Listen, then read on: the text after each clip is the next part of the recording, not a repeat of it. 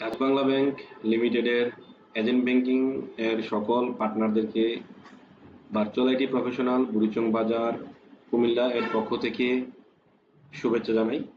আজকে আপনাদেরকে দেখাবো কিভাবে আমাদের ইকেওয়াইসির মাধ্যমে একটি অ্যাকাউন্ট আপনারা ভেরিফিকেশনের মাধ্যমে ওপেন করবেন।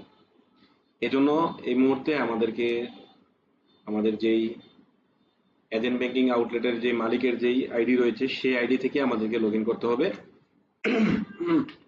আপনি যখন মালিক আইডিতে লগ ইন করবেন সেখান থেকে ইকেওয়াইসি রেজিস্ট্রেশনে গেলে এখানে দুইটা অপশন পাবেন, একটা ইকেওয়াইসি কনজুমার ভেরিফিকেশন, একটা ইকেওয়াইসি কনজুমার রেজিস্ট্রেশন। প্রথমে আমাদেরকে ন্যাশনাল আইডি কার্ডটিকে ভেরিফাই করে নিতে হবে।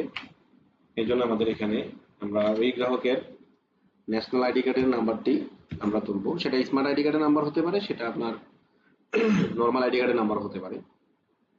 আমরা প্রথমেই গ্রাহকের এনআইডি কার্ডের নাম্বারটা আমরা তুলে নিচ্ছি।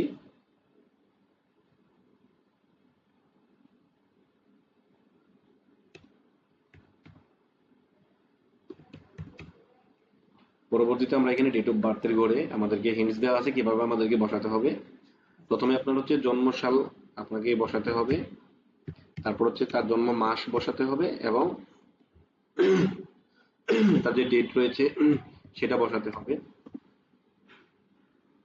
এখানে হচ্ছে গ্রাহকের মোবাইল নাম্বারটা দিতে হবে।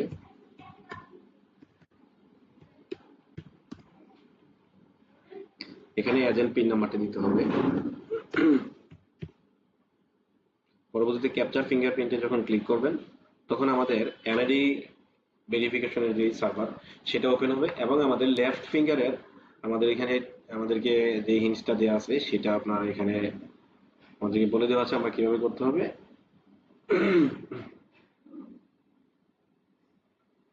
আমরা এই জিনিসটা আপনাদেরকে আবার বলে দিচ্ছি, সেটা হচ্ছে যতক্ষণ পর্যন্ত ক্যাপচার কমপ্লিট লেখা না উঠবে ততক্ষণ পর্যন্ত গ্রাহকের ফিঙ্গার ধরে রাখতে হবে এবং আপনি যখন ডানে ক্লিক করবেন, ডানে ক্লিক করার পরে এই মেনুটা আসার পর আপনি গ্রাহকের কাছ থেকে গ্রাহকের ফিঙ্গারটা আপনি ফিঙ্গারপ্রিন্টের মেশিন থেকে তুলে নিতে হবে।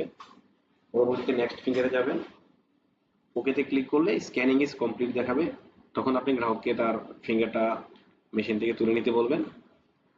পরবর্তীতে আমরা ভেরিফাই কাস্টমারে ক্লিক করব এবং আমাদের যদি এখানে এনআইডি কার্ড ভেরিফিকেশন আগে করা থাকে তাহলে আপনাকে মেসেজ দিবে this NID card is verified successfully.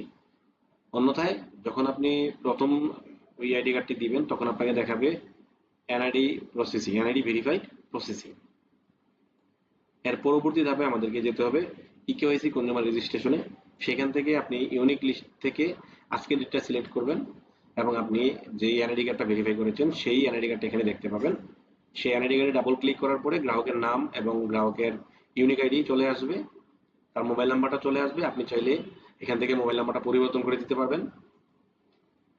পরবর্তী ধাপগুলো একেবারে সহজ, আপনাকে জাস্ট হচ্ছে যে জেনারেলি যেই আমরা আগে যেই ধাপগুলো করতাম সেটা করে নিতে হবে এবং এখান থেকে আপনি গ্রাহকের ট্রানজ্যাকশনের যে ফিঙ্গারপ্রিন্ট সেটা এখান থেকে আপনি সিলেক্ট করে দিতে হবে।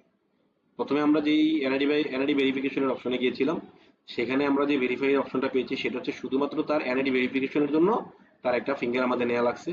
আর এখানে হচ্ছে আপনার সেট ট্রানজ্যাকশন ফিঙ্গারপ্রিন্টে হচ্ছে গ্রাহকের যেই ফিঙ্গারপ্রিন্টের মাধ্যমে সে ট্রানজ্যাকশন করবে সেই ট্রানজ্যাকশনের ফিঙ্গারপ্রিন্টটা এখানে সেট করে দিতে হবে।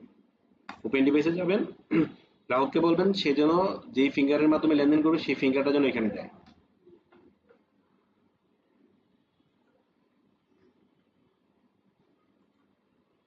তারপর ওকে দিয়ে দিবেন। ওকে দেওয়ার পর আপনি জাস্ট ইকেওয়াইসি রেজিস্টারে ক্লিক করলে আপনি এজেন্ট পিনটা দিতে হবে এবং ইকেওয়াইসি রেজিস্টারে ক্লিক করলে তার ও আমি দুঃখিত, এখানে আপনাকে যে ফিঙ্গারটা তার নিয়েছিলেন সেই ফিঙ্গারটাই আপনাকে এখানে নিতে হবে।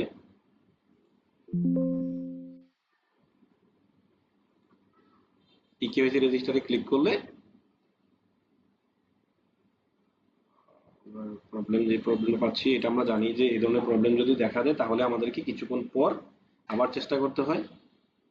তো এই হচ্ছে আমাদের ইকেওয়াইসি রেজিস্ট্রেশন করার যে প্রথম ধাপ। এই প্রথম ধাপটা এইভাবে আপনাদের সম্পন্ন করতে হবে। আমাদের মনে রাখতে হবে যে যেহেতু আমরা